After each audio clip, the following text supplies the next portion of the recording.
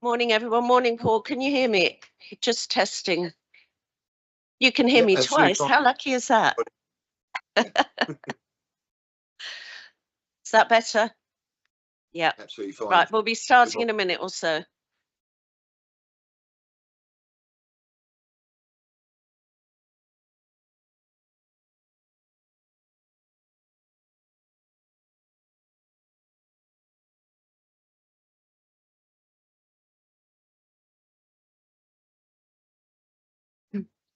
Good morning, members, and welcome to this meeting of the Epping Forest and Commons Committee.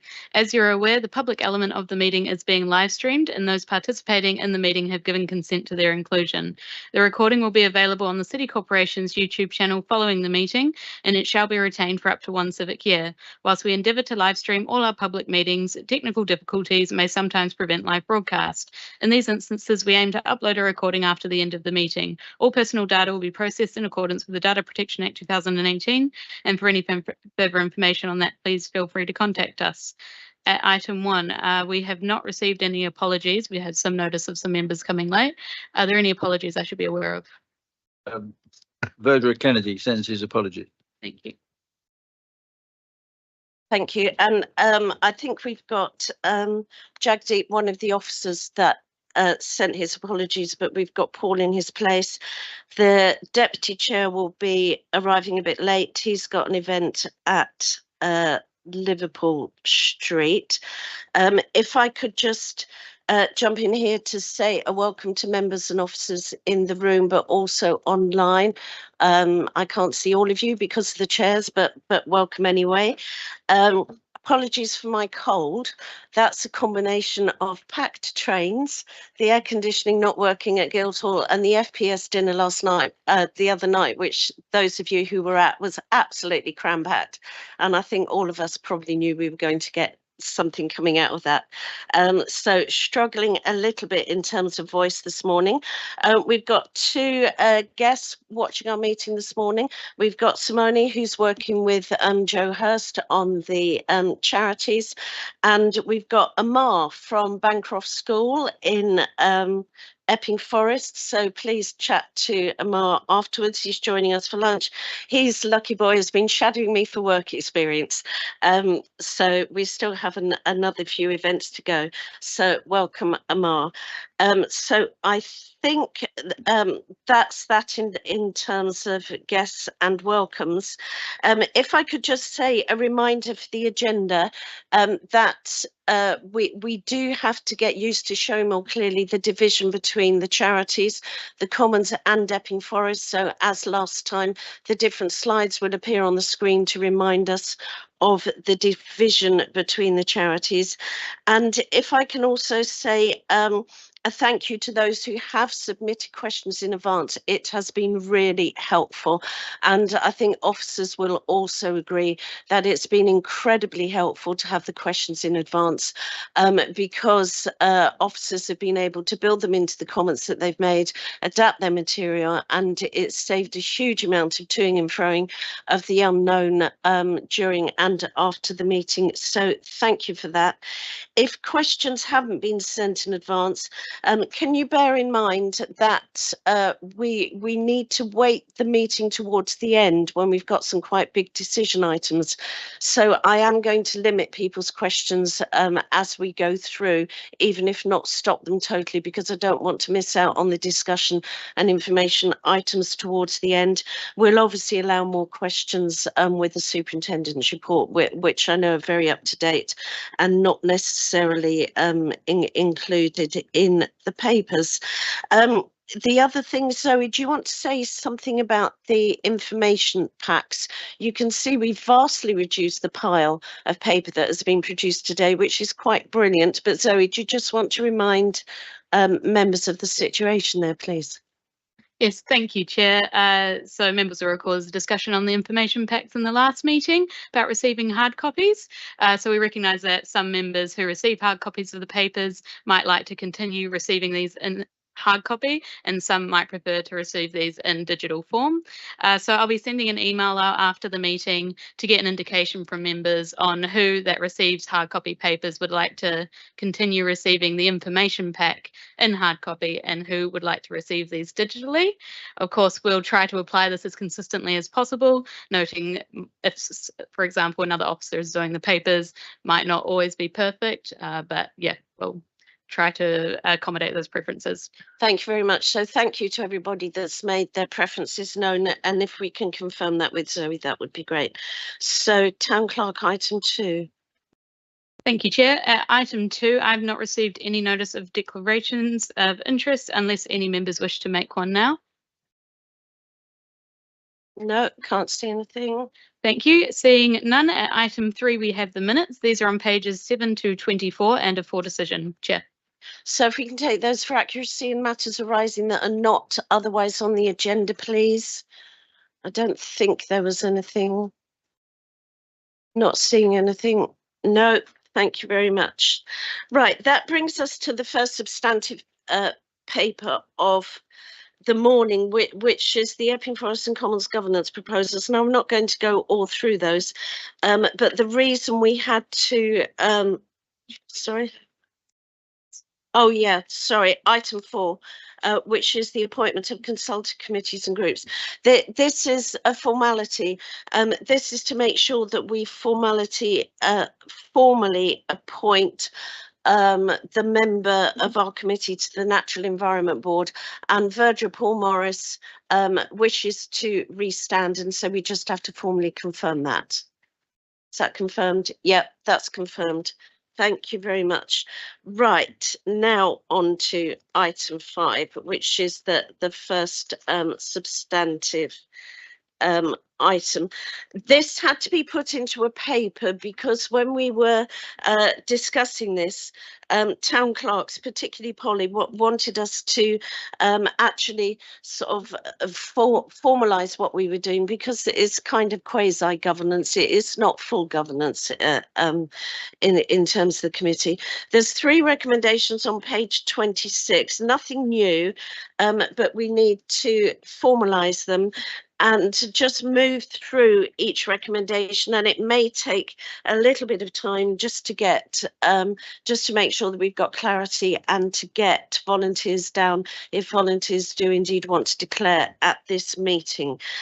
So just to remind you that what we're trying to draw here is draw together here is the involvement of members across the committee, and that's all members across the committee, in the different aspects of what is going on in terms of committee business, drawing that together with going back to the previous formula, which I for one thought very well, and it certainly worked very well Saturday, which is to have the visit that we have to either Epping Forest or the Commons on the Saturday, and to follow it up to try on the Monday, but at least in the week following the visit, things like that. Just to remind members that this is in addition to the DEAR management group, which continues as normal in the cycle as agreed.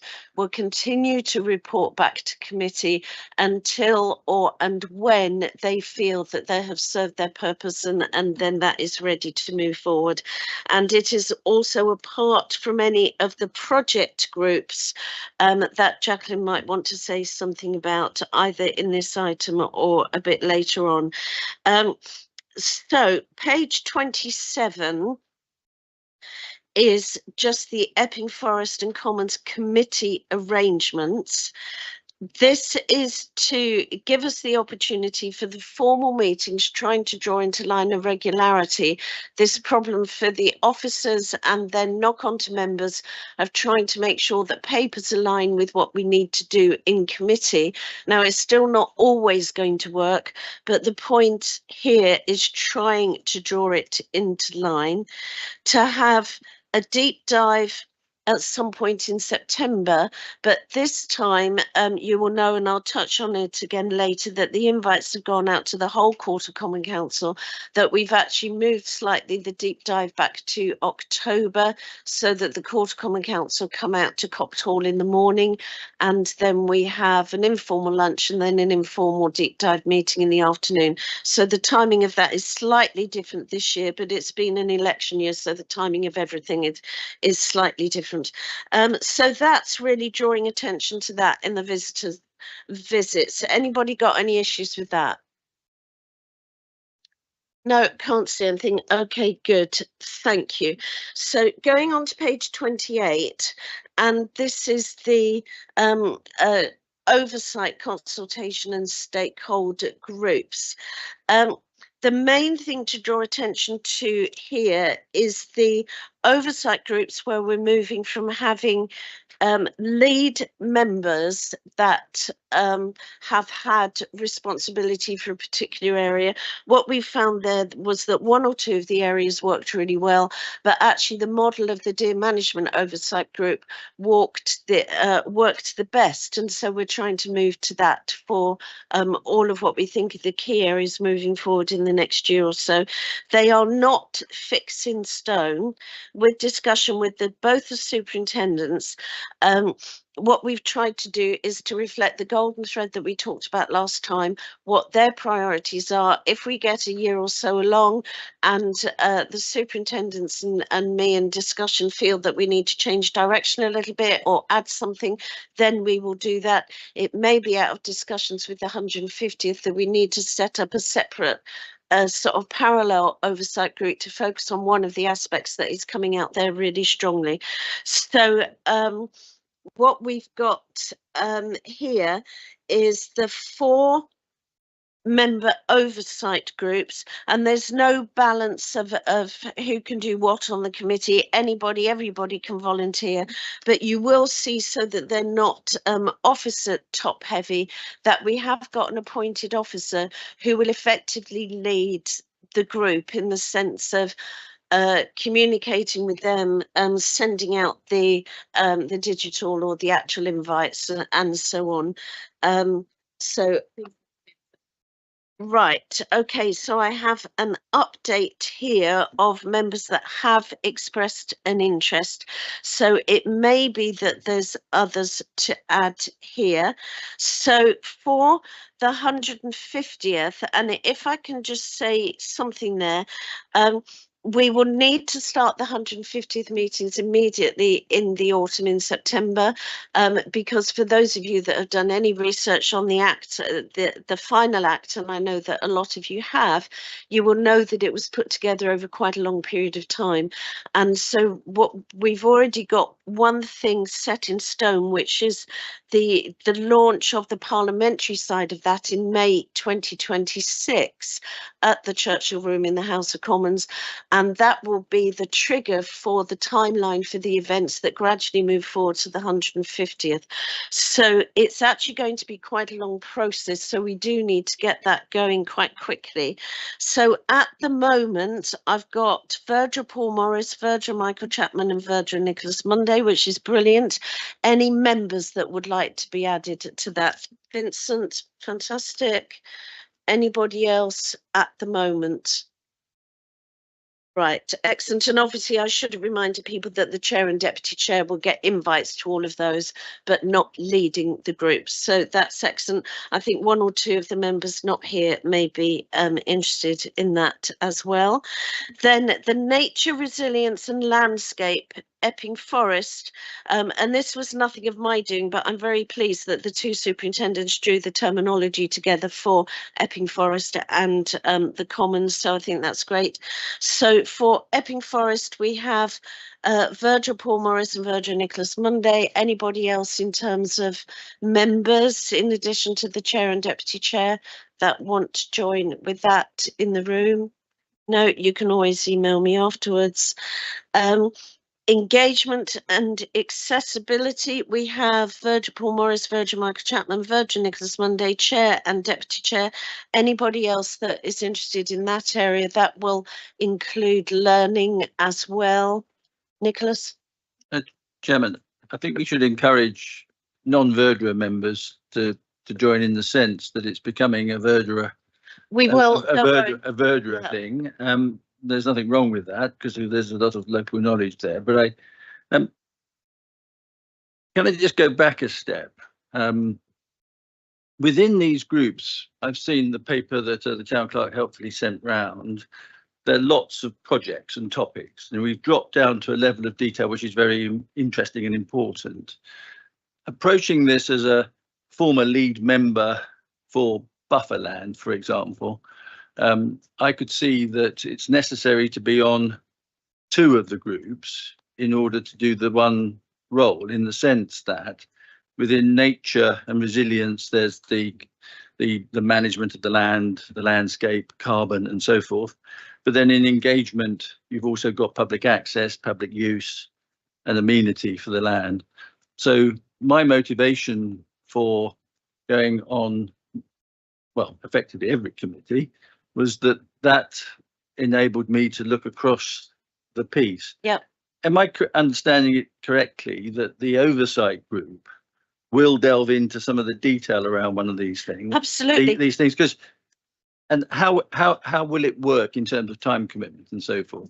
What we're envisaging to pick up the point about members first. I'll be emailing and contacting members after the meeting. We have the chair and deputy chair anyway, and there are one or two other members I know that want to transfer from their lead roles into the member oversight groups. So leave that to me. We will be following up with that. My idea with these groups is, it's not a question of I said, I think in answer to one of Paul's points earlier this morning, it's not a question of whether people are Verduras or not, it's a question of whether people are members of the committee. And so everybody has equal opportunity to sit on the on these oversight groups. Everybody has equal opportunity to participate.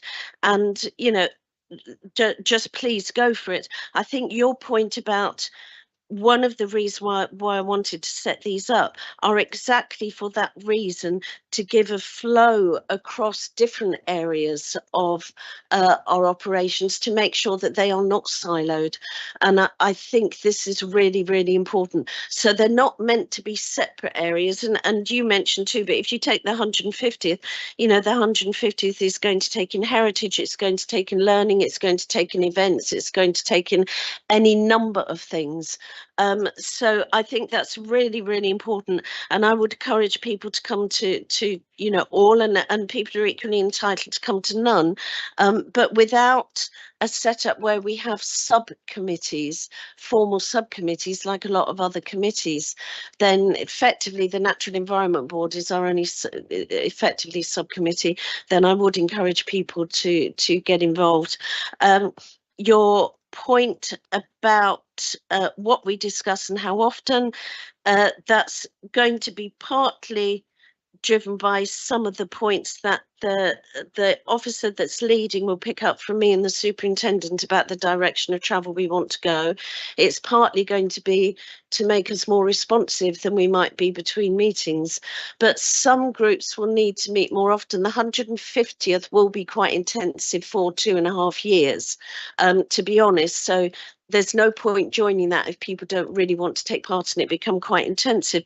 Other things, I think our idea is sort of once between meetings, so 2 or 3 times a year, a calendar year.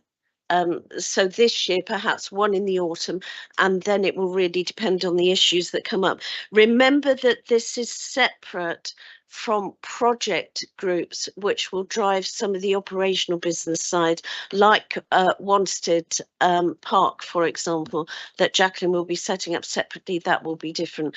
From my point of view, there needs to be a light agenda for these meetings, but the idea is not to have papers, not really to have minutes, perhaps to have some summary notes in terms of follow-up.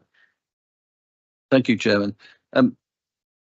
Building on my experience of chairing the Wanstead Park Liaison Group a couple of years ago, I think that one of the principal outputs from these committees should be like an early shaping of the paper or the policy that comes to this committee. Yeah. I think that should be one of the main roles, because the individual project work will be done by the officers. It's very detailed work. It's not committee work as such. It will be It will get to a point where it's starting to coalesce into something, or it's going to move to another phase. And I think that is where these groups It will add be value. partly, and I totally agree with the policy and the shaping. But for example, the 150th, what we need to do is think out of the box, then come back to a timeline of events. So that's going to be quite specific, which they then put to the committee. Engagement and accessibility, because we've also got people attached to that with various learning aspects, then there might be some quite specific points and some quite specific focus. So I think it will be variable, but all important points there. So I think actually, Deputy Chair, I think that actually Jacqueline neatly leads us on to comment on the next element, which is the project boards, which is point 23. And certainly you want to set up something around the Wanstead Park plan. All right, to go all right. Yeah, one of our key projects that we're embarking on at the moment is to take forward the Wanstead Parkland plan refresh. So we'll be setting up a steering group of sorts. And in the past, we've found that very helpful to have that chaired by a member rather than an officer. So it'd be great for a volunteer to do that. Excellent. Thank you, Jacqueline. And are you happy for people to come back to you about that?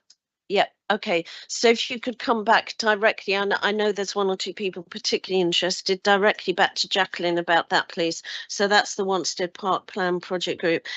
So just to go back, nature, resilience and landscape Epping Forest, this apart from the chair and deputy chair, and people not here, we've got Virgil Paul Morris and Virgil Nicholas Monday, and then for engagement and accessibility, Virgil Paul Morris, Virgil Michael Chapman, Virgil Nicholas Monday, and for nature, resilience and landscape, the Commons, Virgil Paul Morris. So everybody happy with that so far? And other members, David. Thank you, Chair. I mean, I'm happy to put my name forward for the engagement and accessibility. Excellent, thank you. I was a little bit reserved because I wasn't sure what the time commitment was going to be for that, but thank you for clarifying. Brilliant. Thank you. Excellent, thank you very much. Anybody else want to say now? Michael? Yes, just one point. We've got on here where we can find cows, which is very nice, but we don't seem to have a committee or any actual working to look at what we're doing about cows. We've got it about deer, but not about cows. Very interesting idea. So I'll pass that back to Jacqueline, please.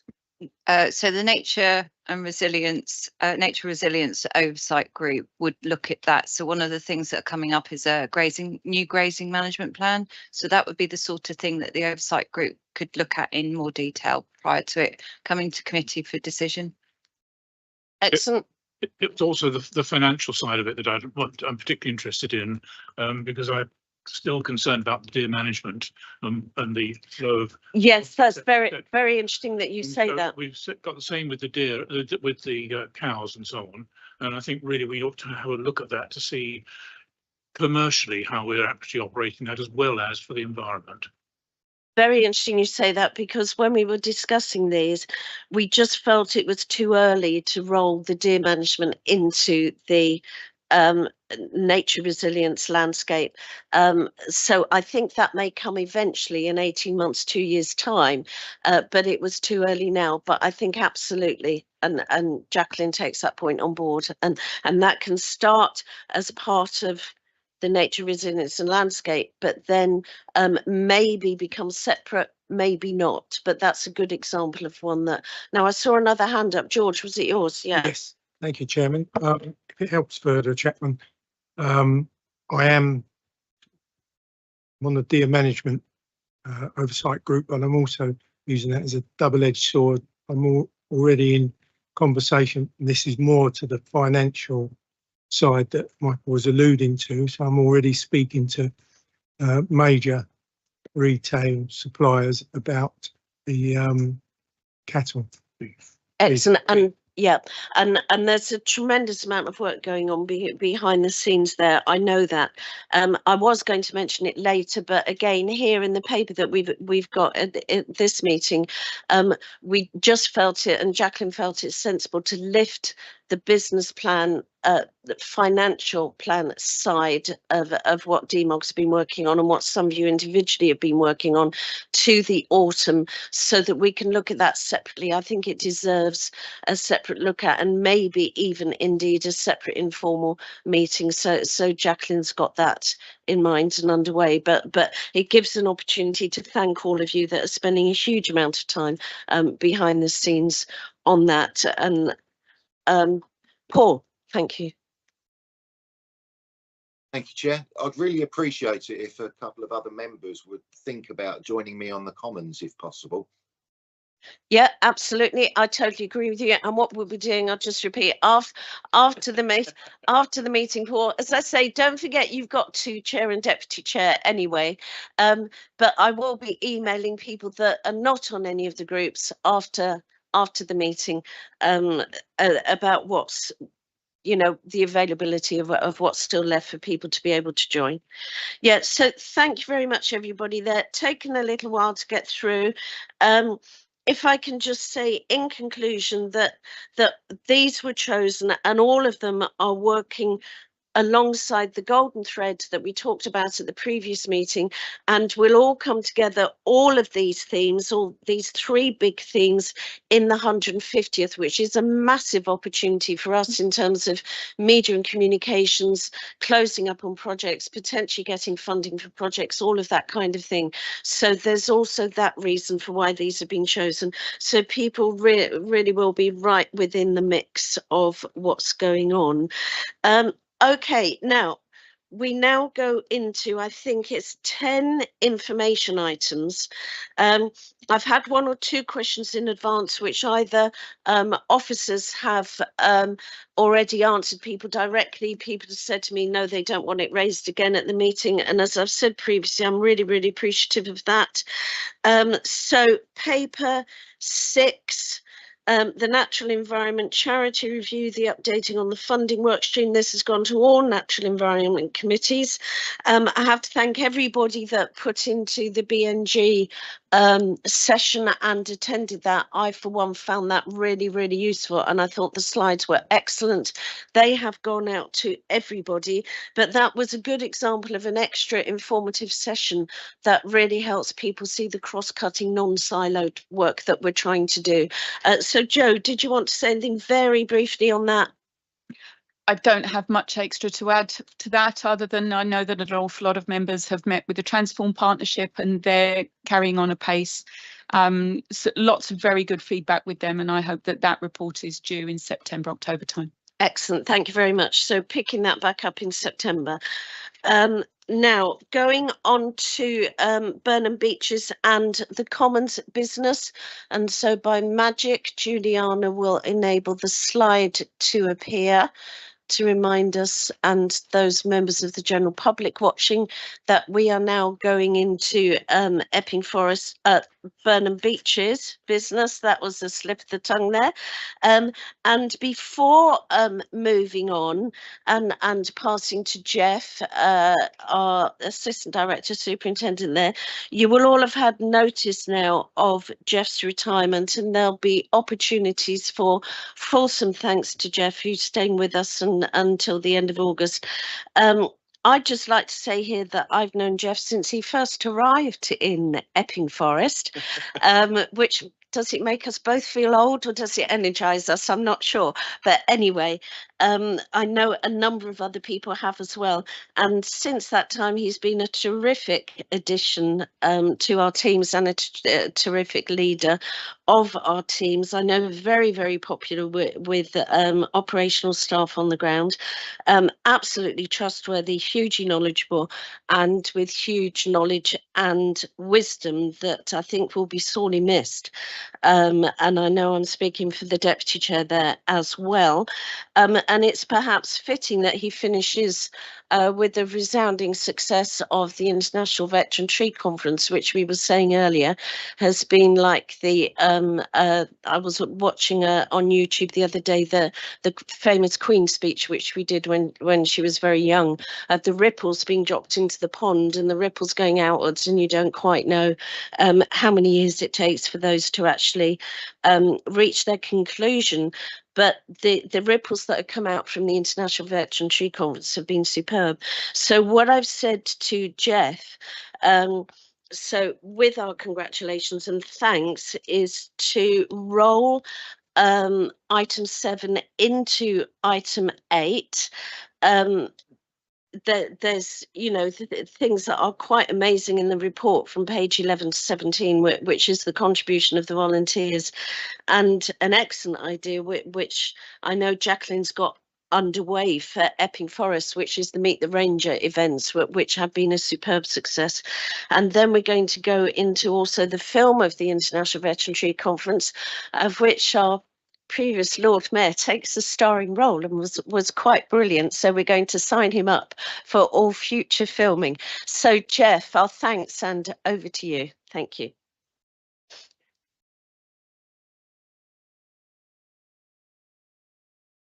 Yeah, I never learn very good.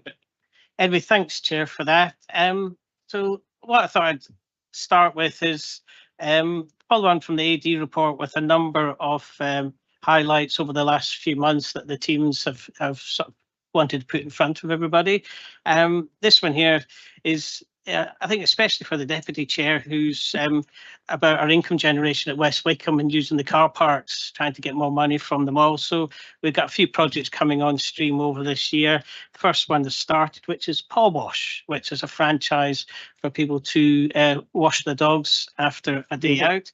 I think it's probably been used to cool them down over the last few weeks, but for every dog that goes through, we get £1 towards the work at the Coulston Commons. So that's just happened now. Have we got the next slide? Also, at Farthing Downs, it's 50 years since it was made an SSSI, and we had a celebration walk and a range of events just highlighting, you know, the achievements of the work that we've done over there in the last 50 years. If you haven't been to Farthing Downs, and I think that's one to really head to for around June, July, because the botanical interest there is quite stunning with the 10 species of orchids. So that's one I'd certainly get on people's radar for going through. Also stunning archaeological site as well. So, and also fingers crossed, it's still in the running to be a national landscape for as part of the Surrey Hills National Landscape as an extension. So could be London's first AOMB national landscape in the next year or so. So, and also volunteers are a huge part of the City Commons work. I think I wasn't able to report on June because we hadn't the figures in time for this report, but for April and May, we had 2,747 hours of volunteer effort from 579 volunteers. And in the West Wickham Coulston Commons, we did 2 big infrastructure projects of doing steps across the site. So just one example here from the Coulston Commons of volunteers working there. And then Ashley Common, we've just completed repairs to 420 metres of trackway, and also the price for that came in under budget, so we used that to actually, yeah, unusual as that is, and came in under budget, and we used that to extend improvement works along the wider path network across the site. That all came from the local risk budget. Next slide, please. And I've reported a few times, this is, we have a project from the Central Funds grant, Enjoying Green Spaces and the Natural Environment grant, with Oxygen, who are working with disadvantaged and marginalised young people in Kingston. And this is just the end of our walk with the children in May, taking them out. And that's proven a really helpful way of reaching out to a group that we don't normally get access to, and it's a great wee partnership. And I think this is after 13 years here, I've discovered a way of getting around the City of London's design guidelines, and that's work with local school children. And say that the prize is, well, use your posters on site, so they can say things that I wouldn't get away with here. But we had the community engagement rangers work with the Farnham Common school children, who you've probably heard me refer to in the past as the best behaved children on the planet. They're just amazing, and they've prepared posters on our sort of dog poo work and take your dog poo home. And so they'll be going up across the site in the coming weeks and months, and hopefully the messaging will be more effective. Christmas card then. And also, I'm never sure we could use people's names here, but this chap here is our apprentice at Burnham Beeches, who's just completed with a distinction, and he's actually got a permanent job with us now as assistant ranger.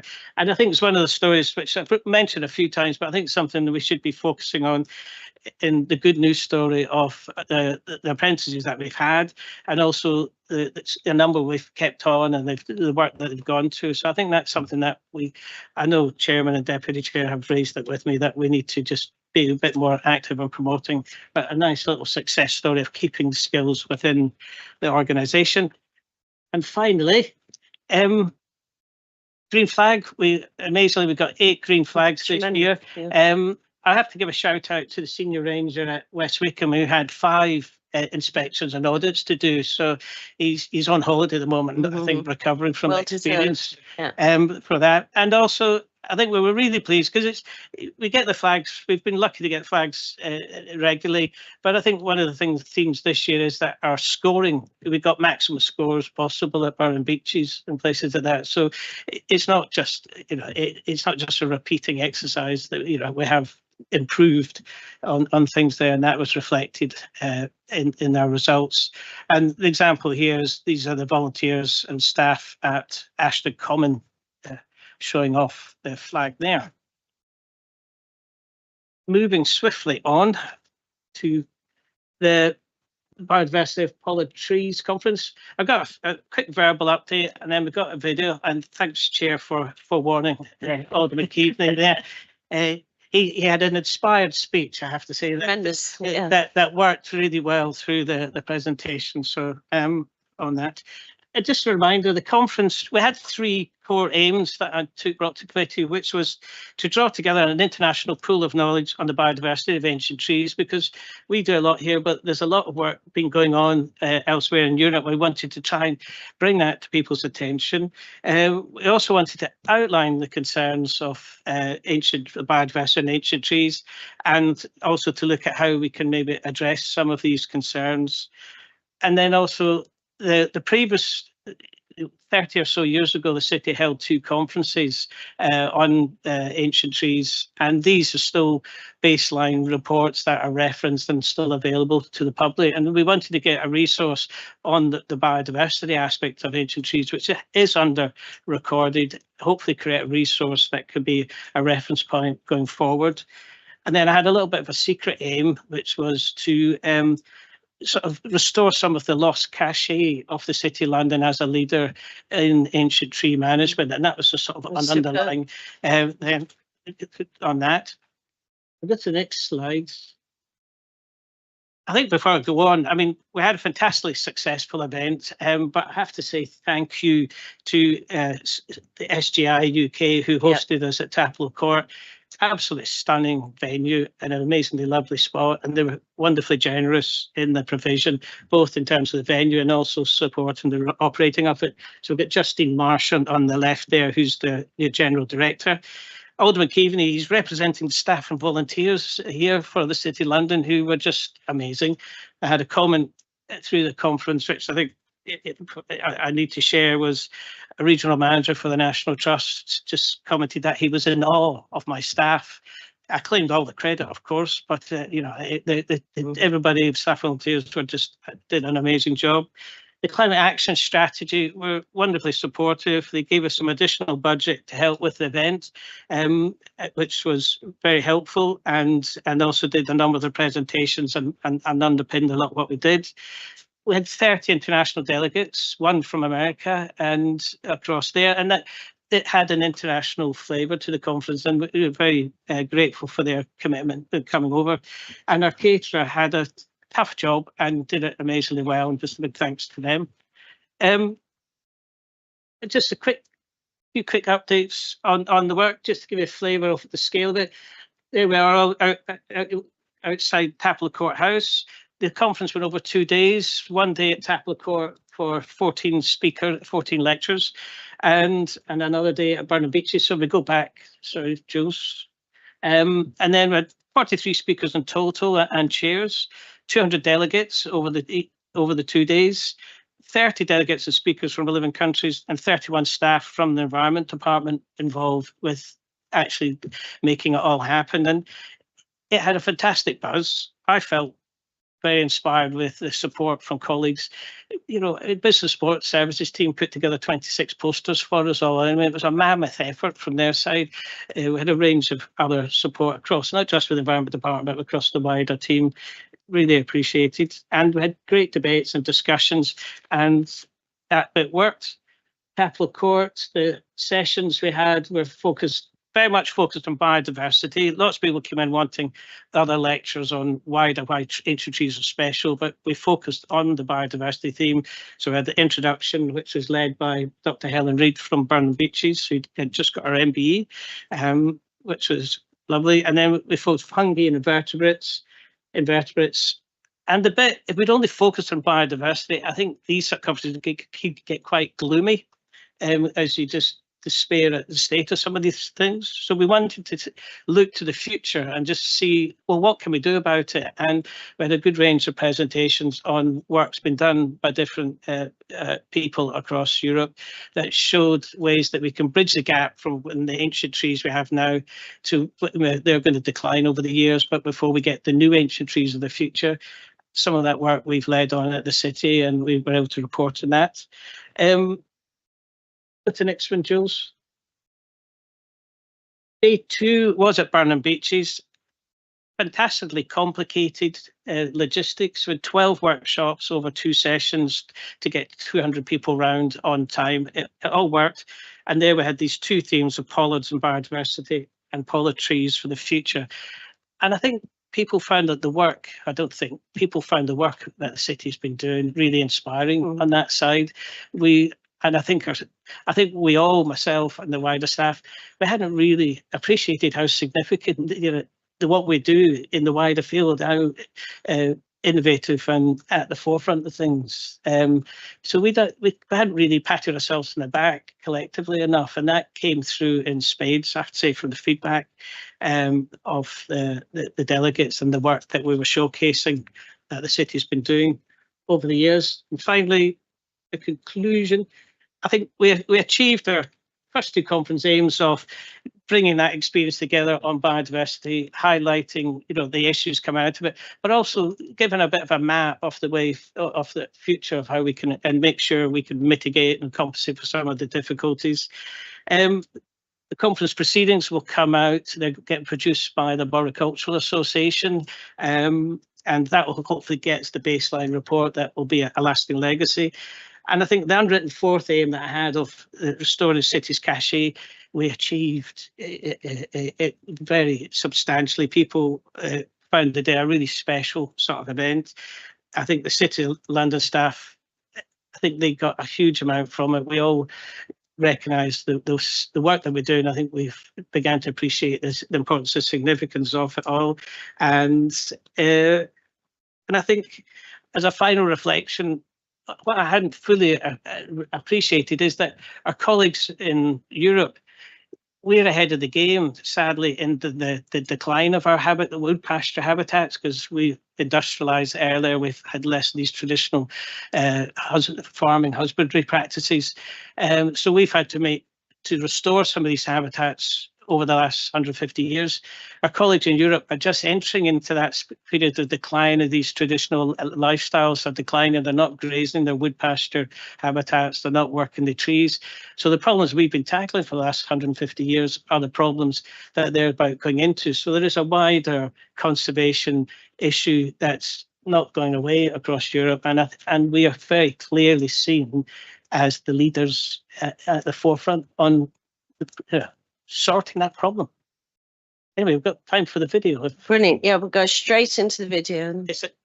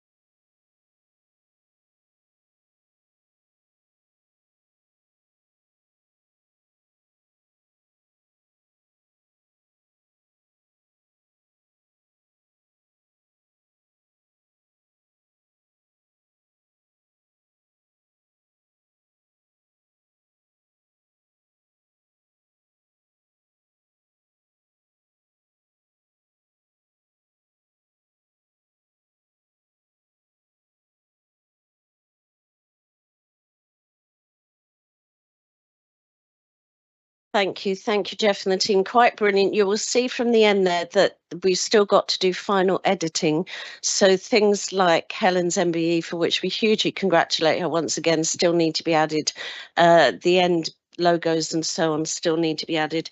But I think, you know, a huge thank you to Jeff, his team of officers, team of volunteers, to Vince, what he did over the day, to other members that came to support the event. And one of the things that came out, which Jeff touched on, which we didn't really think about to start with, was the way which it became almost a training conference for staff, because the staff came along and they learned so much. It was quite extraordinary. The international leadership, obviously, and in terms of sustainability, we didn't want it to be just the big international conference and then nothing. So what our plans are for next summer is to use rooms 3 and 4, where we can get, I've done a digital symposium there where you can get about 60 people in the room, and then we can get as many as we want to online from around the world, and do a virtual version in a more limited time frame. And so that's our immediate follow-up next year, and then we will move on from there. So look out for those details. We'll be trying to make that concrete in the autumn. I'll come back to you finally for final comments, Jeff, but I can see a hand, but I can't see who it is. Nicholas, Yep. please. Thank you, Chair. Yeah, Just and congratulations. I mean, what a great conference. And very good to see Vincent in full swing. The question I have is, and this is perhaps a little bit too commercial, but I think we must never lose sight of the financial aspects of this. Given the journey that our continental European colleagues are about to embark on, and given our experience and leadership in this space, I suppose it might present an opportunity for us actually to sell some consultancy services internationally, and recoup some of our own costs. Absolutely, and that's one of the things we looked at for this conference, but we were a bit too early. And we did very well in getting the sponsorship and so on in to cover all the costs of the conference. What we didn't go down the route of was then turning it into a real earner, because we don't really have the framework to do that at the moment. But I think absolutely yes. So, for example, the follow-up next year, there's absolutely no reason why we couldn't charge for people to join virtually. I think they would. People are desperately crying out for that interaction. So I think very, very important. Jeff, do you want to make some further comment there, because I know it's something you've looked at in detail? Yes, I think there is very much an opportunity there to share our experience out to in a commercial sort of way with other organisations already using facilities such as at High Beach for running workshops on the vet cert qualifications. And there's a scope to this goes back to where I think we haven't valued ourselves enough to recognise in our own experience. I think this has shown us that we have a good story to tell, good experience to share, and planning and start looking at how we take that forward in a helpful way, but equally a commercial way. And we've got this facilities, other people are using them, so there's definitely a direction of travel we could be looking at. Absolutely. And taking that slightly wider, Nicholas, as you know, I'm very keen that we develop learning much more as one of the things that we can sell alongside the natural environment. We've got huge experience. We're linked to universities. We've got the international links. It's a space that we should really look at. So yeah, thank you for that. Paul, and then Nicholas, and then we'll move on, please. Paul. I'd just like to reiterate and give my personal thanks to Jeff for everything that he's done, but also say I found that event an incredibly enjoyable day, and for me it's re-invoked some of my passion into that particular subject of ancient pollards. But also, I don't think that we should forget, rather than just looking forward, really we should congratulate ourselves on what a key part the city and all the staff at Burnham Beeches have played in this wider subject.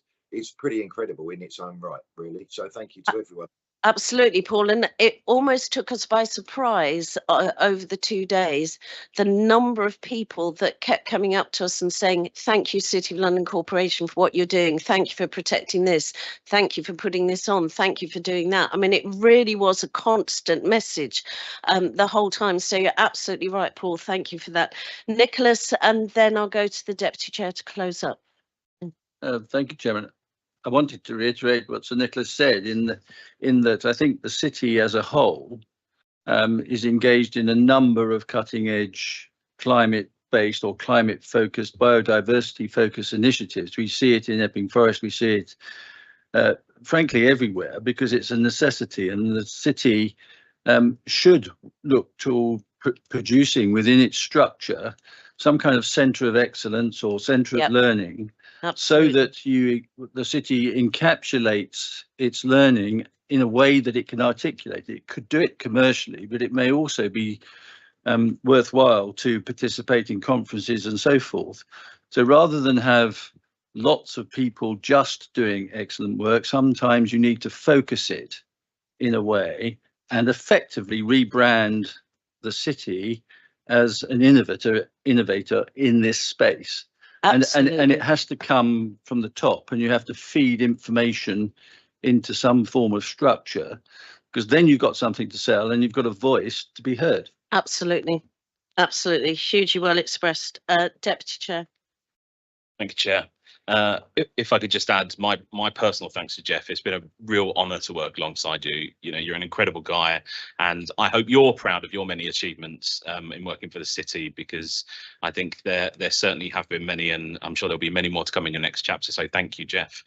But one thing I was just going to going back to your original report, there was lots of reference to nature surveys that are taking place. Could we make sure that Angus brings those back in terms of the outcome, so that we can see the year-on-year changes for some of the surveys that are taking place, and see if there are any trends that we should be picking up on or aware of? On the conference, clearly an outstanding achievement by all involved. I think the other point to recognise, as well as the point Nick just raised, is actually recruitment of staff. You know, when they see this as an exciting place, it's having an international impact, becomes, you know, much easier than certainly where we started a few years ago, trying to, you know, recruit, you know, to some key roles in some of these divisions. Will there actually be a report on some of the sort of lessons learned from the conference, that, you know, actually if we had spent X more, or if we got extra sponsorship here or there, or is that going in some of the working groups? Or I'm just not sure what the sort of future framework for having a look at that will be.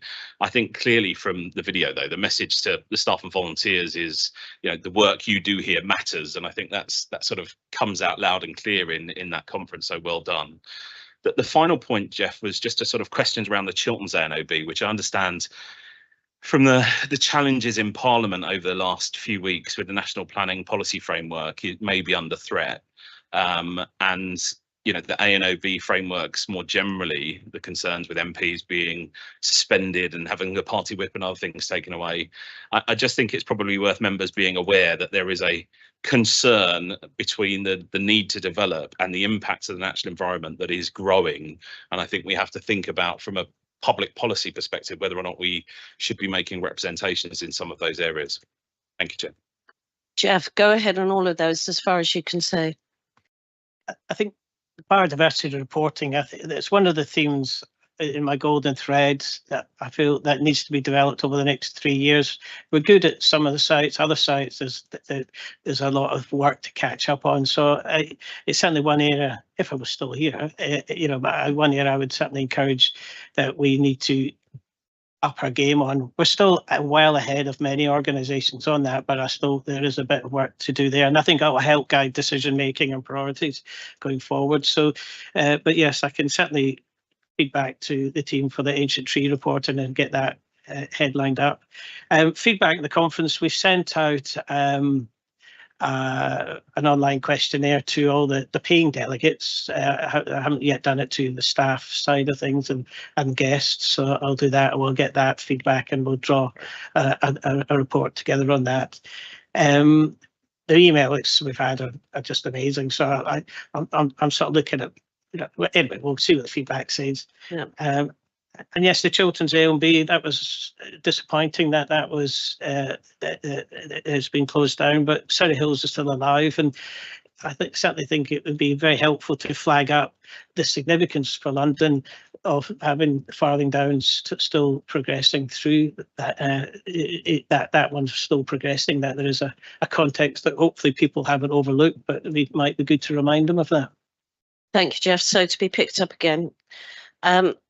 Good. Right, we're going to move on, but really, really excellent. And again, our thanks.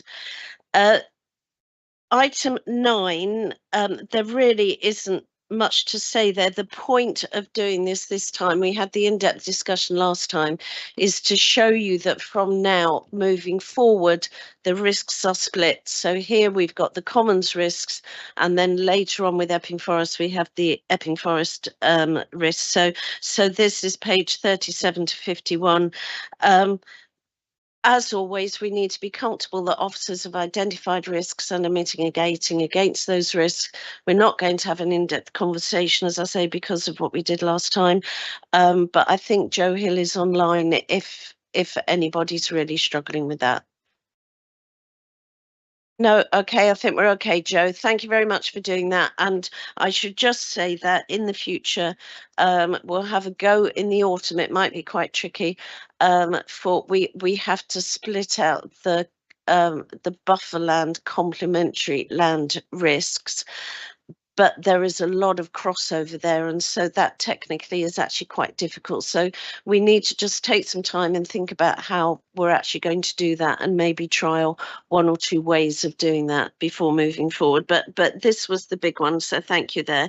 Right, then we have 4 items moving through from item 10 to item 13, all the same format. The assets update for Ashstead, Burnham Beeches, Coulsdon and Westwick and Spring Park Wood. From my view, these are straightforward. They are as they are. And I think it's very clearly portrayed. It's the next stage of identification of the assets. Jo, did you want to say anything? I know you, yeah. With regard to these 4 charities, I don't have anything extra to add. Yeah, okay. And I've certainly had no questions around those. Right, so moving on to Epping Forest, if we can have the Epping Forest slides up, please. And we're going into the Assistant Director's report, and there's been 1 or 2 sort of late news items here. So we'll let Jacqueline go for this first. It was certainly great on Saturday to see the new accessibility path at the Gloucester Ride, which is looking terrific, and the number of people there were just absolutely huge. So Jacqueline, I think over to you to start with.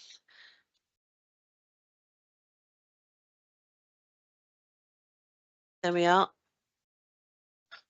We're taking the report, the written report as read, I should have said. Yeah, so just my approach to this will be to just give you some sort of more because the proposal in the governance report earlier on would be that there will on occasions be quite a time lag between the period that the AD report will report back on. That in addition to that, I'll do a very short sideshow with just some very up-to-date news. So this is last Friday, fire on Wanstead Flats. The fire brigade reported 14 acres. I think it was slightly less, but I haven't been down to actually measure it yet. On our map, it would be more like 8 or 9 acres. So a really good effort from the London Fire Brigade, who put it out, and actually some of our paths acted as quite an effective fire break on that occasion. But it came hot off the heels of some training we've been doing alongside London Fire Brigade. They've been working down literally opposite where the fire was a week prior. So just to say that that's heightened our messaging. We have got our big red signs up in all of the car parks, just to remind visitors of the very high fire risk at the moment. Yes, so as members who attended on the Saturday visit, this is the Gloucester Ride. This is a very, very long time coming. Very, very popular area since we built 2 new facilities at Connaught Water and at Butler's Retreat in 2012. It's a desire line that's grown and grown and grown.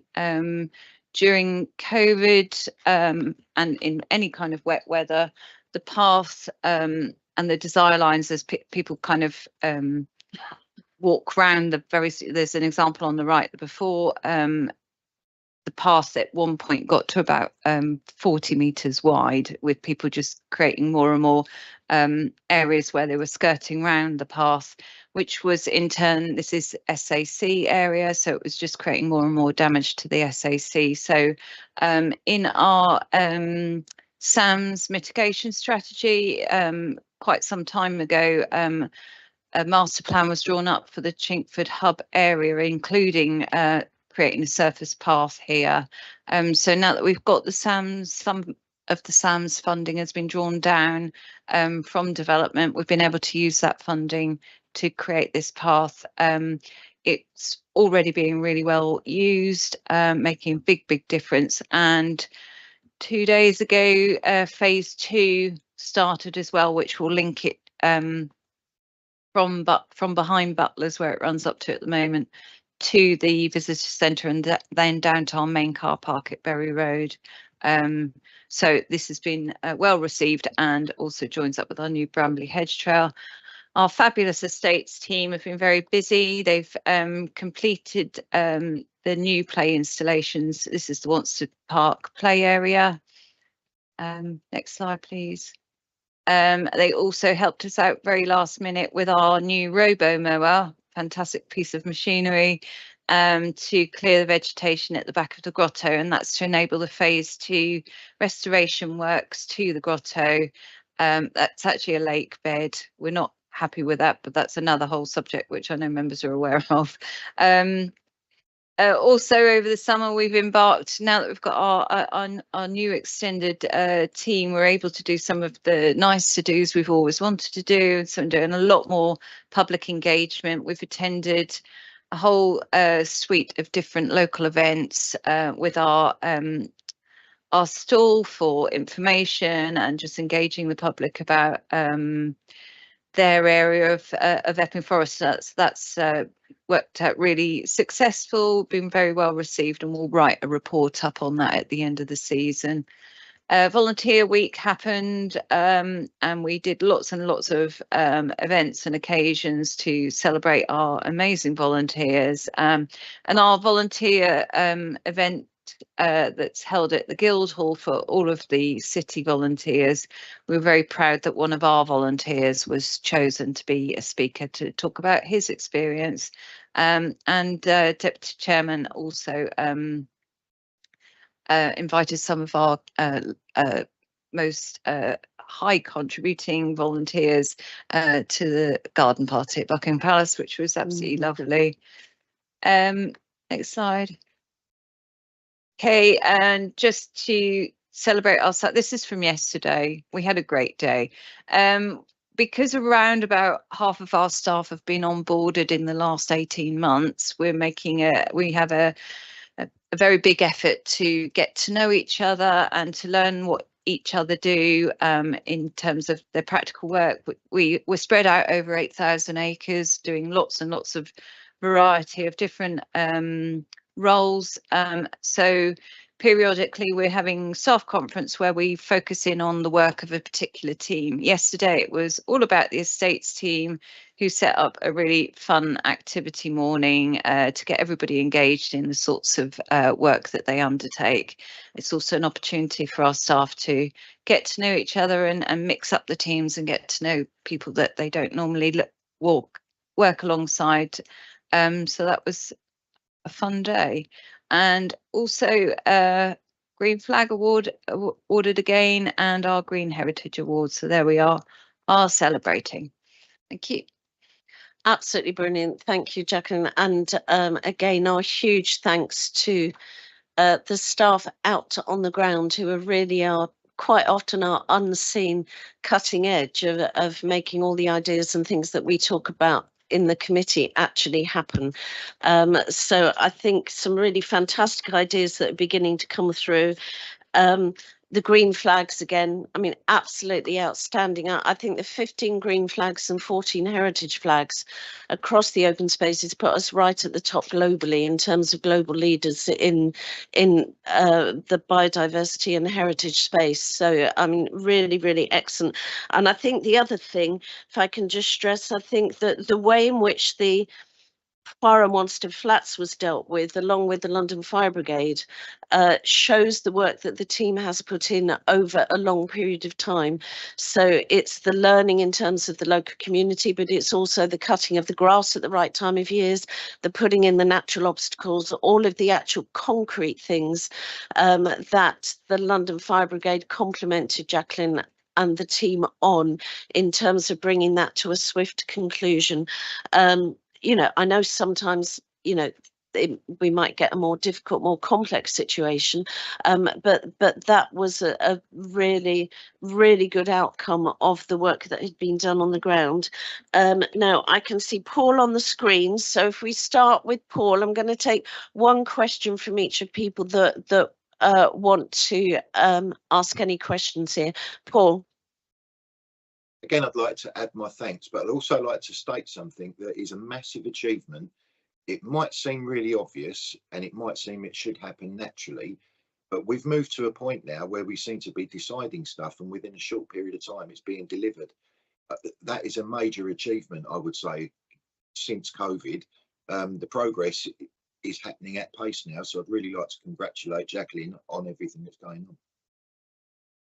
Thank you, Paul, very much. And I think that is being picked up. It was interesting, the London Fire Brigade's reaction to other partners that we're dealing with. Yes, so good. Thank you for that. Anybody in the room, any questions? Yes. Yeah, just to sort of say thank you for that report, but intrigued by the fact that the paths and so on were of use to actually stopping the fire spreading in Wanstead. Have we got a policy on all of our open spaces of cutting early and actually, okay, they look as though they're paths and so on, but they're actually really fire breaks. Are we doing that as on a general thing throughout the forest and so on? Sorry. Yes, go. Yes, the short answer is yes. We have fire management plans for across the forest, so the cutting regimes are different. Obviously, we're trying to maintain biodiversity as well, but we do have fire management plans across the forest. Great. Anybody else? Deputy Chair? Yeah. Can I just ask a follow up on that? So given that, you know, sites like Wanstead Flats, you know, are protected for skylark purposes and other things, and ground bird nesting season and nesting season generally stops us doing lots of maintenance works, are we still able to do fire break work in the nesting season? You're saying yes, which is what I wanted to hear. Yeah, and it was quite short interesting. Yeah. answer is yeah. I mean, there is the long grassed areas, but they are divided by wide fire breaks. So there is a strategy for that. And we don't want to go down the Commons route here, but the Commons are doing the same. On the visit to the Commons, we saw a good example of that as well, with the skylarks still protected in the central area. Right, good, excellent. Thank you very, very much, and please pass on our huge thanks to the team for. We're coming to the end of the summer term, so I was just about to say a hugely successful year, but that's the academic term. I do realise that. Right, so item 15, risk management update, same as before.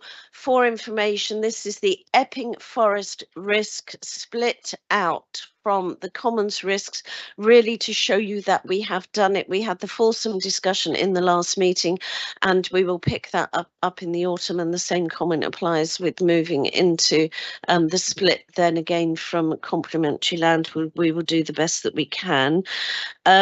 Moving on to item 16, the motorgate way leave increase. Now this is for decision.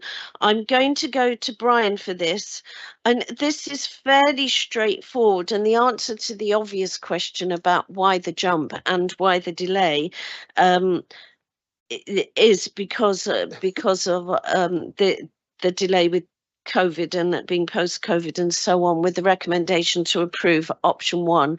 So Brian, please. Yes, good morning, members and officers. The motorgate way leave fee increase, following on from the chair's comments and other potential questions, I just wanted to signpost to paragraph 21, which was the individual breakdown per property or residence. Members will be aware that it's based on council tax banding, so the impact to each sort of member, to each resident is in paragraph 21. The intention was to increase every 5 years from 2015 to 2020.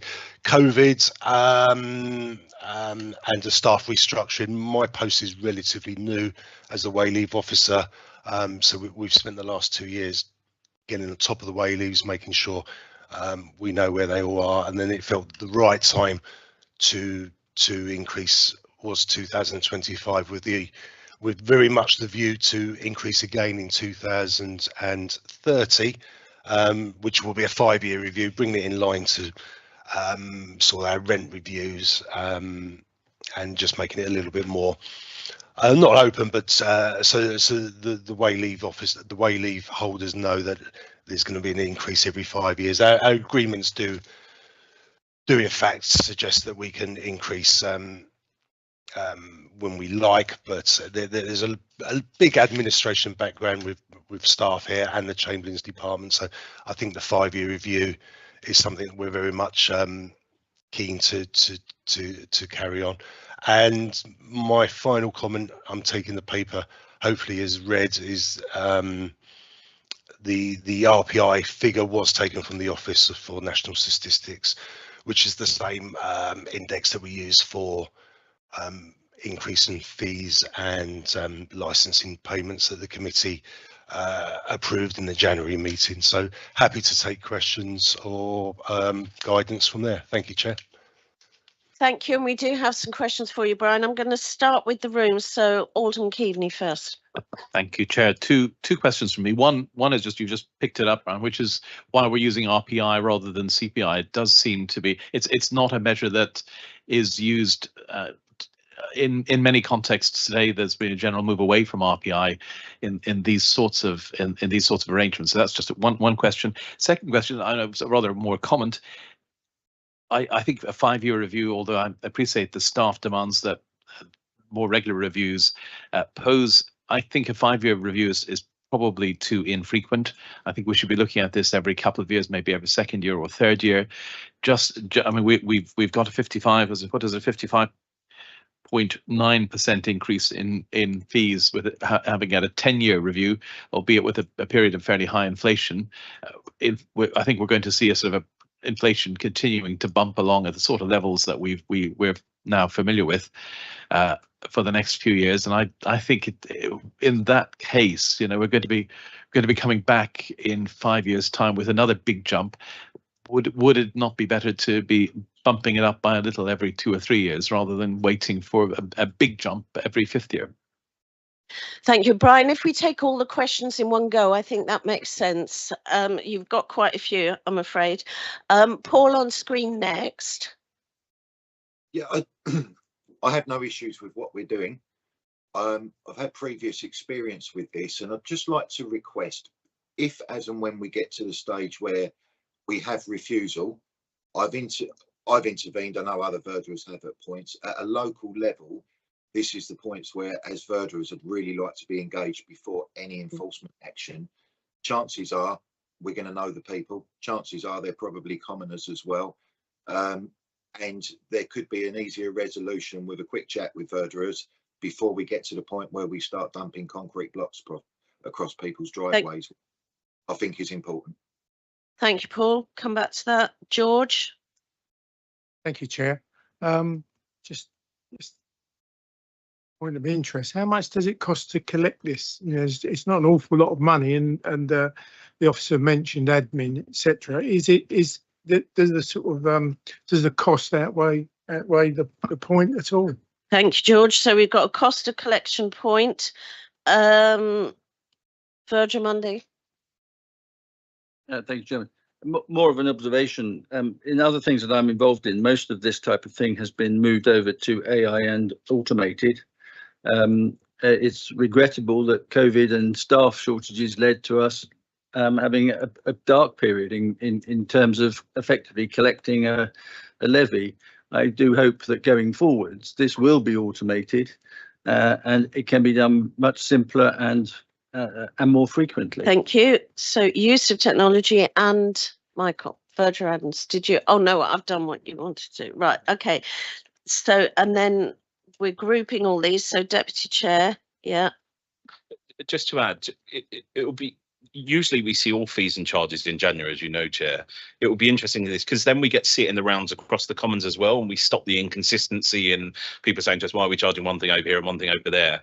It will be good if we could get back to that routine. I think to Alderman's point, I think, you know, with the frequency of 5 years, actually the admin cost of doing this actually outweighs the need to do it annually, and we find that with some of the other fees and charges like parking fees, but we have to update signage and other things.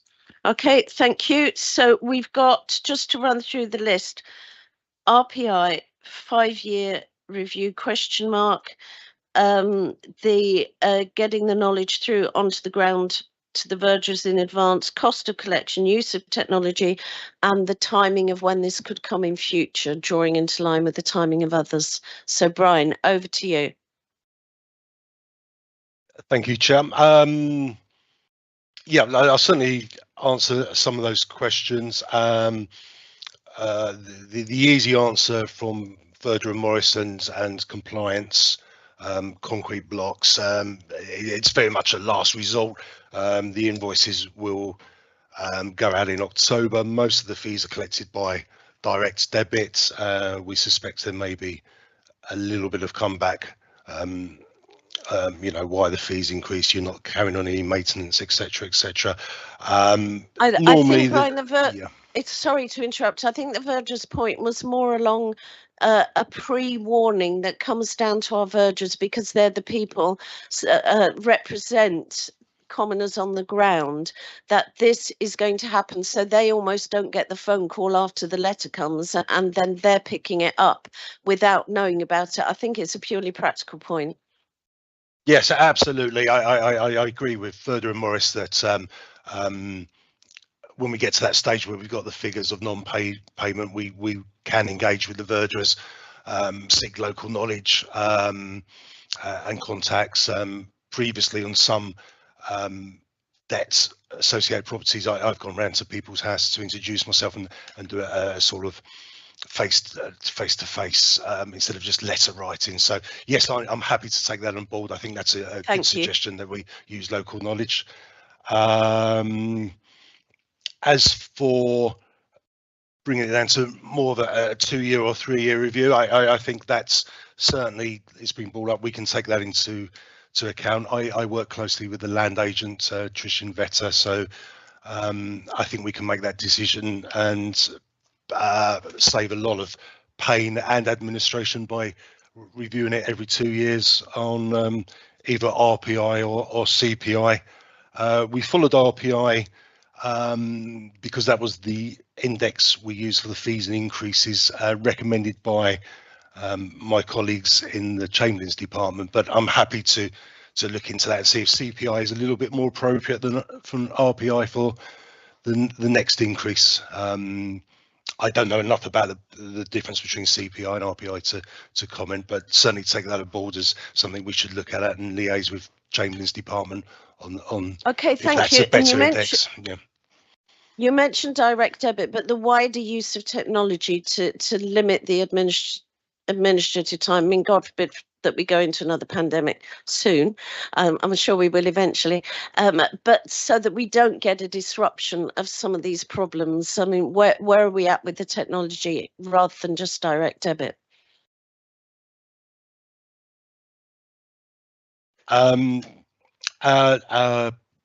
Licensing for the way leave says all direct debits should be all way leaves should be paid by direct debit, so that's something we might want to review.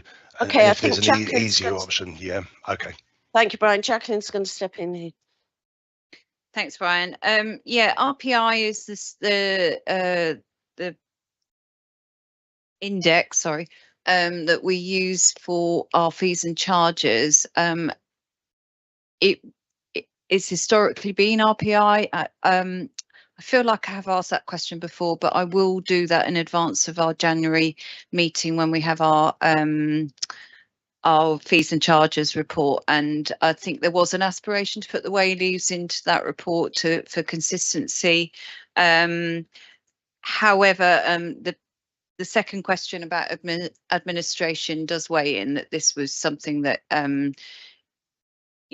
you then have to go back, and it's more our finance colleagues sort of setting up direct debits for a whole set of different fees unnecessarily, really. So we've taken a view that I mean, if you look at the actual amount that's going up for the bill payers, it's between £30 and £80 a year. It's not significant given what our council tax fees are. That this is it's not entirely a question of this isn't necessarily an income generator. It does generate income and enough, certainly enough to cover our costs, but it was also predominantly about the protection of the forest, and we have to have that system in there to ensure that there isn't rights accrued over our land. And AI, I have to say that I don't think an awful lot of AI was in use 5 years ago during COVID. We are using it, starting to make use of it in the city, but that along with considerable number of other administrative efficiencies I could run through still need to be exploited a bit better than we're able to currently. Just wanted to come in. I wasn't really suggesting such a radical use of AI. Oh, well, I was, yeah. What I was saying is that where there is a £30,000 income based on very set parameters, and all that has to happen is someone decides what the increase will be, that shouldn't wait 3 or 4 years for a staff member to be recruited and someone then to get a grip on this. Yes, even in the past. So I hope that going forwards, we recognise that the admin associated with this should be minimal, because we will just be running a spreadsheet if not AI. Yeah, point taken. That's absolutely correct. I mean, the work that's been done has been to tidy up a lot of paper files, frankly. Yeah, bit of catch-up work with the right staff in place. Yeah. So, Brian, thank you very much. That's Chair, made you. Could I have an answer to my question? Remind me, George, which one? The cost of collecting this amount. Oh, yeah. The cost of collection. Brian, are you still there? The cost of collection in terms of, I know the actual amount is different for each one, but in percentage terms, any idea, or do you need to come back to us on that? I can come back to you. I haven't got any ideas, but I'm confident that it's nowhere near the increased revenue.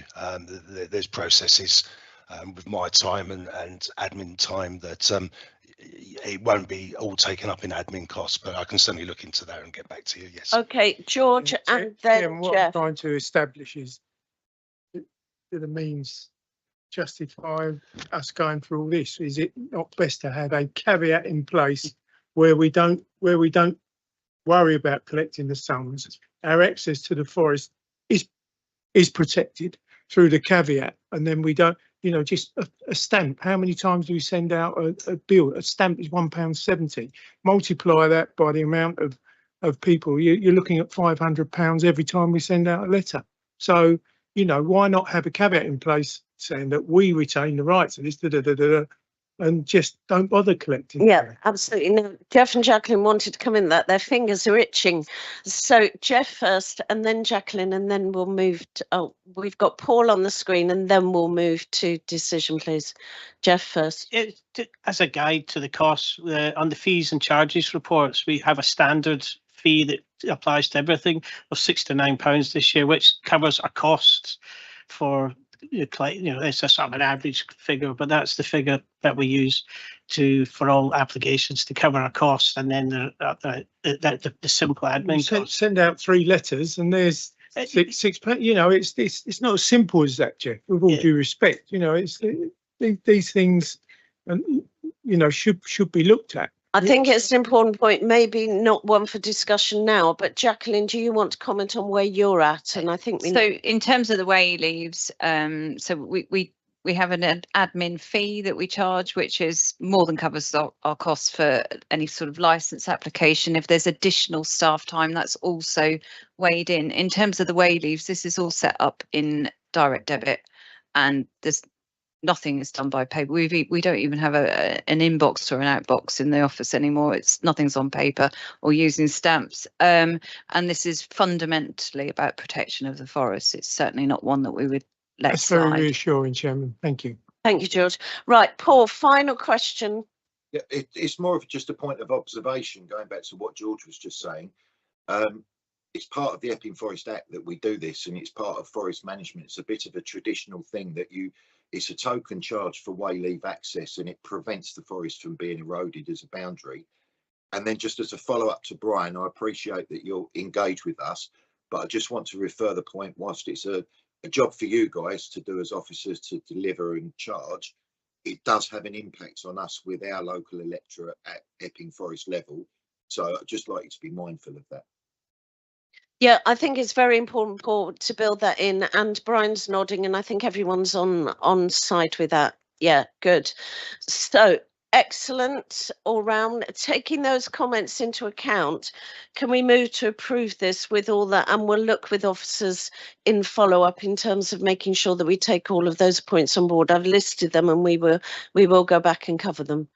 Yeah, agreed. Lovely. Thank you very much. Right. Okay. Now going on to item 17, also for decision.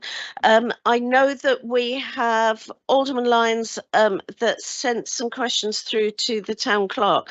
So I'll come to the Alderman in a minute.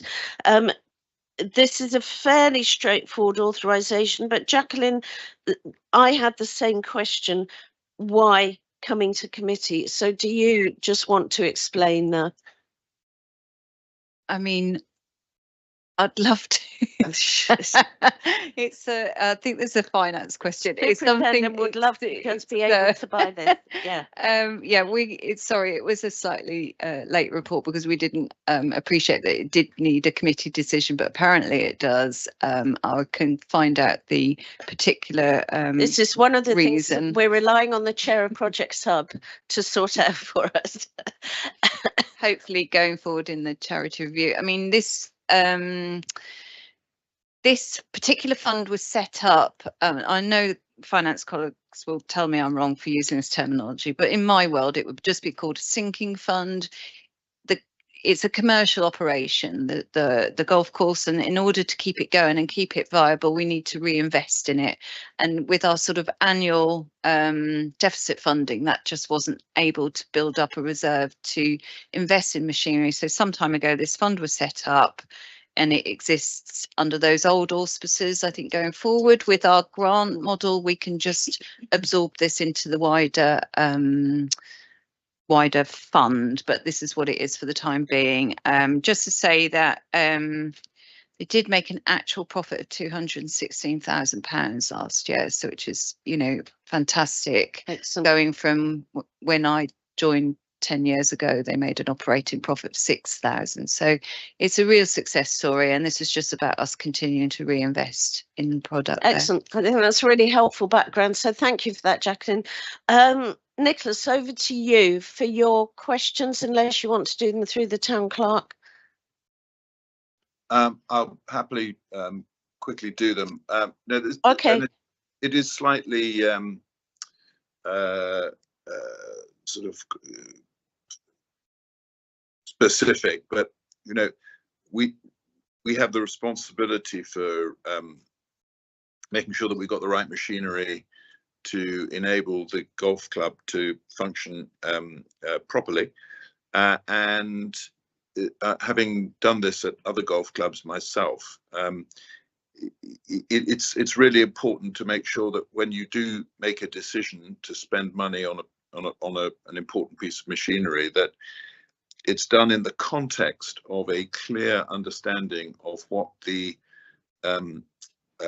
expenditure is going to be needed on other machinery over a period of time. We've set up this sinking fund effectively, but as we start expending capex, we need to understand the depreciation of existing machinery and when others need to be replaced.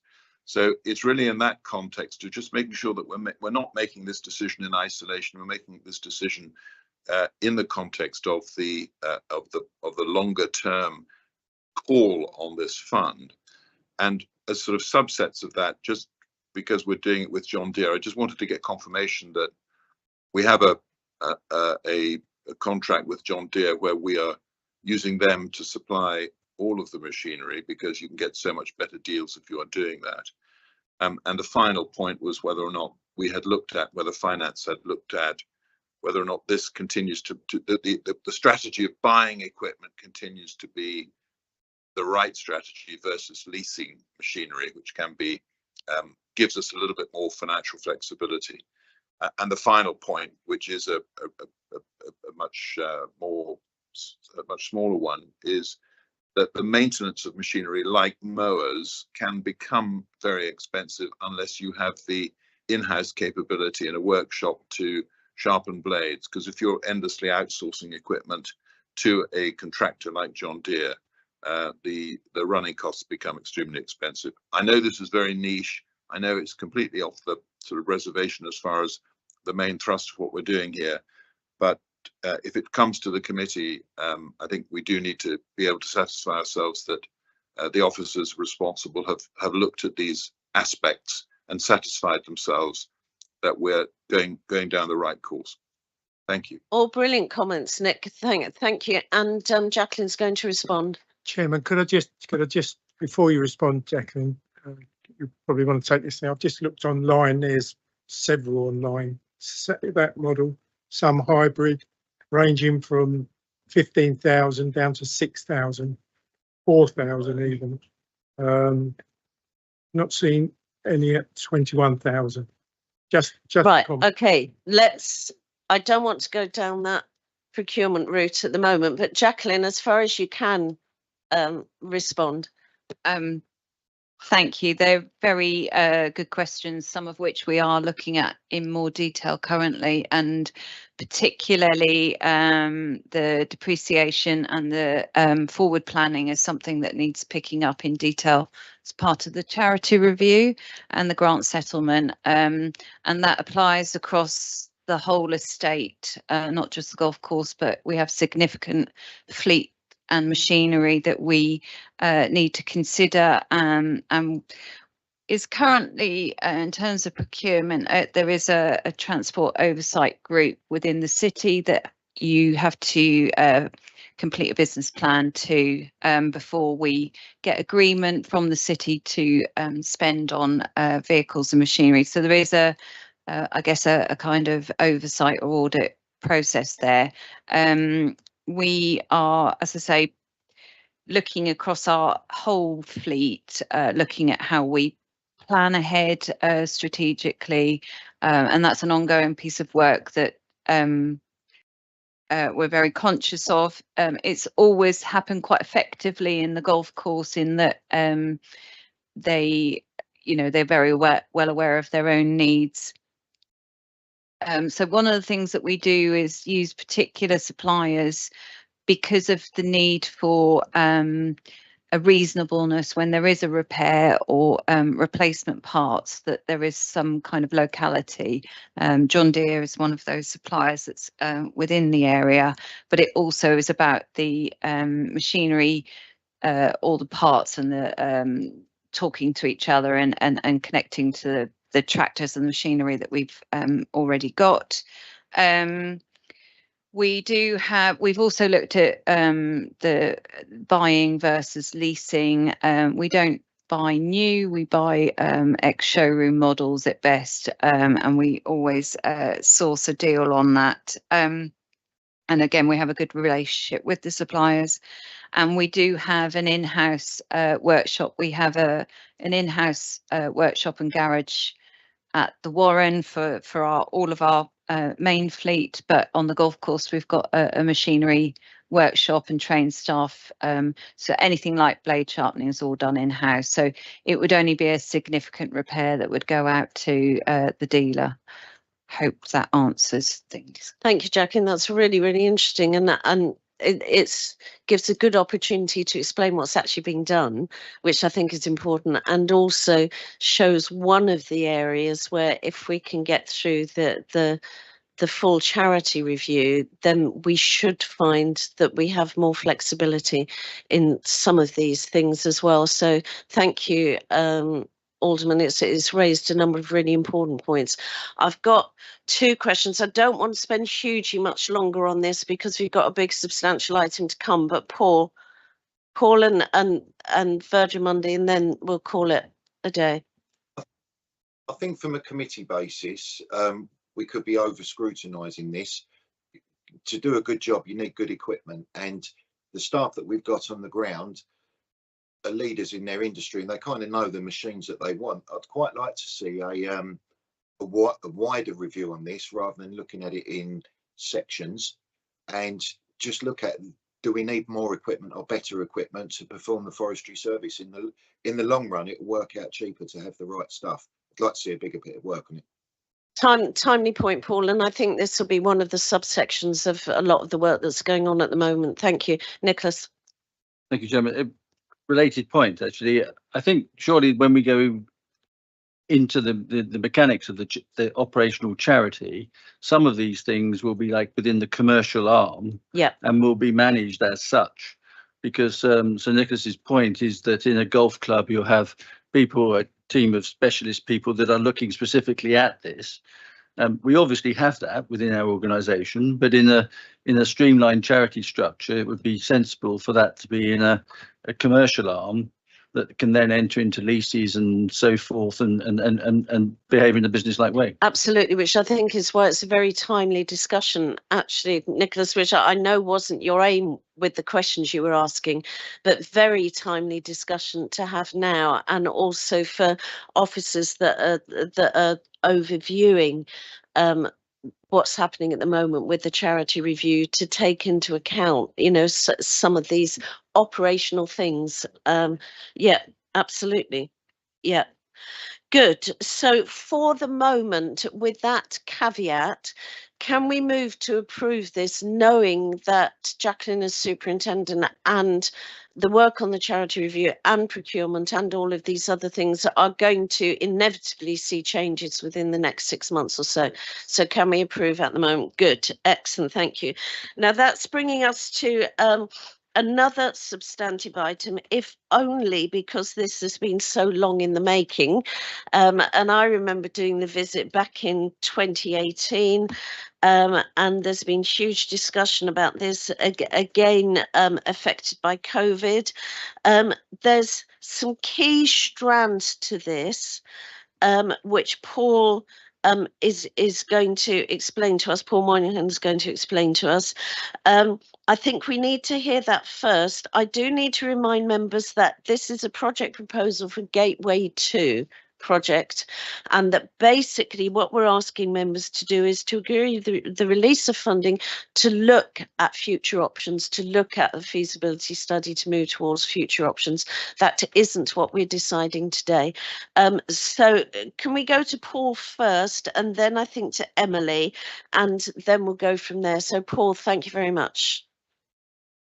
Thank you, Chairman. You summed it up in a nutshell. I mean, this is just a gateway to, so we can get started on a project to review the options to do the repairs that are necessary, make it safe, and with consonance to the 2010 Flood and Water Management Act, bringing this into a statutory reservoir situation where we won't have the luxury of timescales to take it forward. So happy to take any questions. Thank you very much. Now to go to Emily. Thank you, Chair. So we are in the Natural Environment Division are very happy to support the requested decisions and recommendations. Just wanted to propose one minor amendment to page 48 on 12.12, which is the options. And we just want to add an option to investigate, or for the appointed contractor to investigate decommissioning the dam as well, because we feel that it's important for members to have the full suite of options, some of which may be entirely unviable, but it's important that you are given the fullest information and the reasons for whether they are recommended, not recommended. So fully supportive of the recommendations, but with just one minor amendment to the report. Excellent. So I'm going to come to questions in a minute, but just to clarify, Town Clerk, can you just give us the wording that Emily's given us there of what will be added, please? So Emily, if you get that to send it to me. The report is received by the committee. It's really only the recommendations that are agreed or adopted by the committee, I believe. But I think if we clarify that is an option to members now in the meeting that you have done in public, and confirm that wording, I don't think the report itself be amended, as that's what the committee has received. So effectively what we're saying is Gateway 2, moving to next stage, looking at option studies of which all options will be open. That's effectively what we're saying. Paul? I'll just clarify. The only option we won't consider is to do nothing. Right. Yeah, no, exactly. And from the charity point of view, that's good. I had that written down and you've reminded me. From the charity point of view, this is a good example of operating with our charity trustees' hats on, in that do nothing is not a credible option as charity trustees. Yeah, thank you. So go to Paul first, then to Virgil Mundy, please. I think I made this point earlier that we seem to be starting to be able to move towards making decisions and delivering And these reservoir projects have been dragging on for years. I think we just got to support whatever it is to get this stuff moving. Yes, and this does have a health and safety element. There's been a number of questions that, again, I should have said in advance of the meeting on this. And, you know, for example, in a sort of fairly way out part of you know, what we manage, does the health and safety really come into it? You know, if you fall down that hole, then yes, it comes into it. So, and I remember that day we did the visit where it was very rainy, it was blowing a gale. If anyone else remembers struggling around that particular site and up and down that hill, then, you know, it is already quite tricky. So, yes, so having said that, Virgin Monday. Thank you, Chairman. When this last came to committee, I was one of the members that didn't block it as such, but I didn't support it.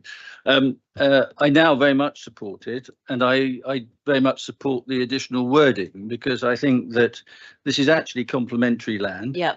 It's actually a heritage landscape. It's also part of the carbon sequestration project. So whilst it's we can approach it on the basis of it's a raised reservoir that presents health and safety issues, it's also an important landscape under our management. And by having the option to decommission creates the full range of possibilities in relation to that piece of land, because there are a large number of trees to be removed. There's the restoration potentially of part of a historic pond, but there are opportunities, and I have had a visit with the head of conservation where there's possibilities to do other things in terms of waterscaping that area. I think it all has to be put in the mix, and I'm much happier to see what is essentially a Gateway 2 project to do safety work, but in the context of the wide range of options that present themselves to us. Okay, very well expressed, I think. Thank you. Elizabeth? Thank you, Chair. I just wanted to ask, with the addition of that fourth option, would that change the costings figures at all? Who's going to go, Paul or Emily, to that? I think it's within the realms of the top end of the figures, because I think to actually try and keep some of them will be more expensive. So the top range, I think it should be within that envelope. We haven't had a look, you know, we haven't started a project yet, so we haven't had a close look at anything. They're a bit more than a finger in the air, but they're very early estimates. Once we've got this underway, we'll have a much better idea of costings.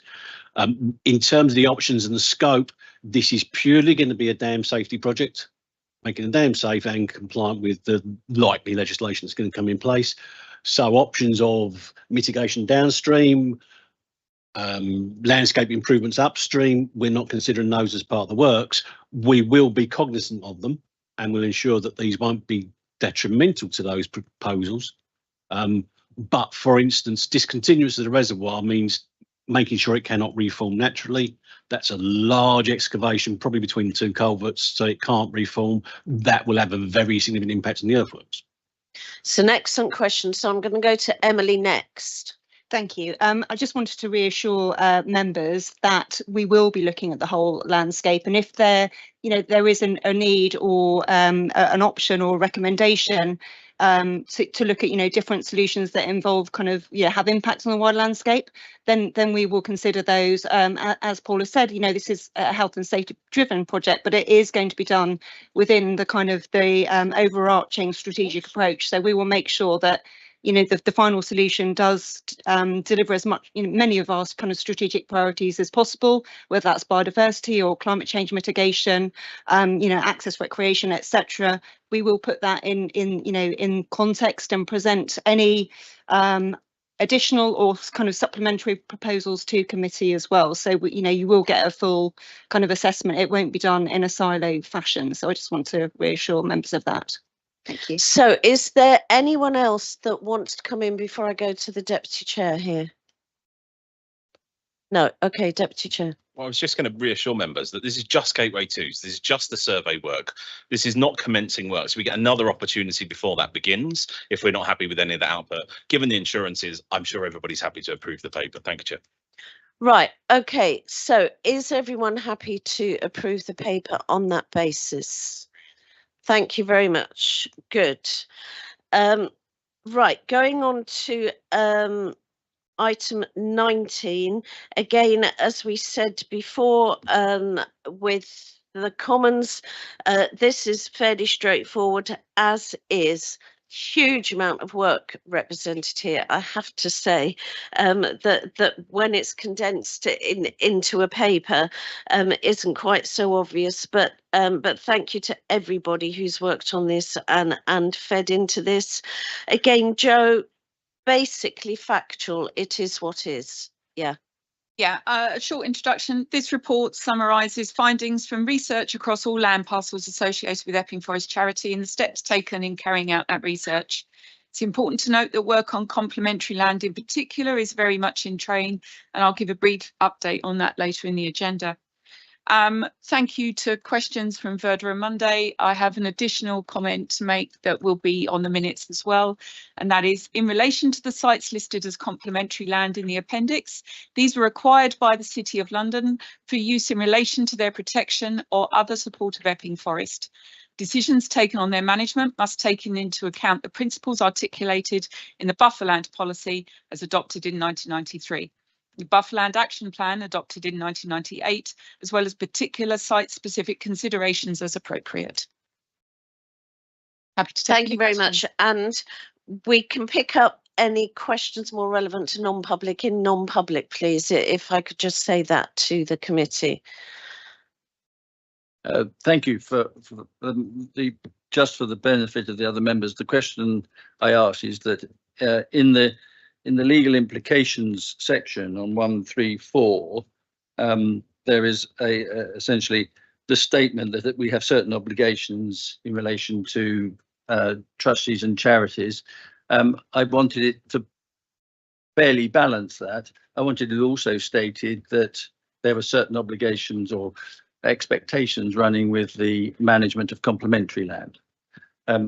Whether that point needs to go into the other papers for the other land holdings is another matter. Probably not, because it's a bigger issue for the Epping Forest, and there are specific policies in relation to complementary land. So I'm happy with the new language to go in to give that balance. Excellent, thank you very much. And that was a brilliant example of a question coming in a week or so before the meeting to enable officers to really get into the detail and to really be able to come up with a really good conclusion, and that will then be built in as we move forward.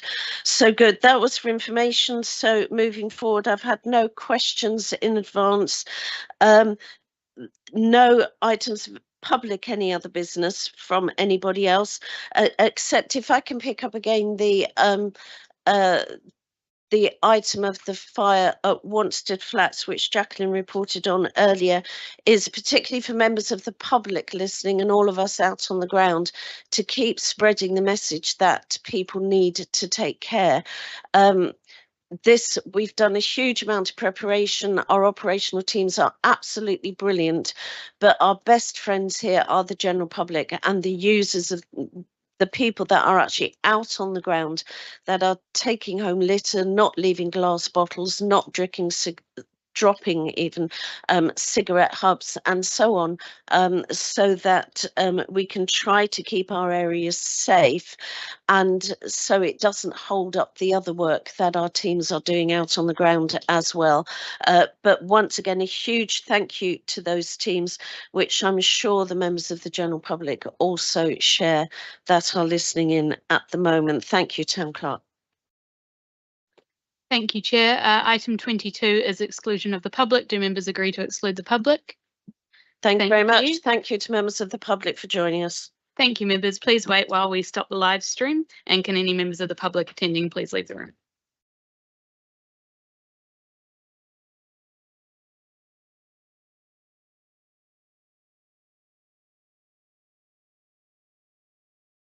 Okay, we're just going to extend the meeting at the same time.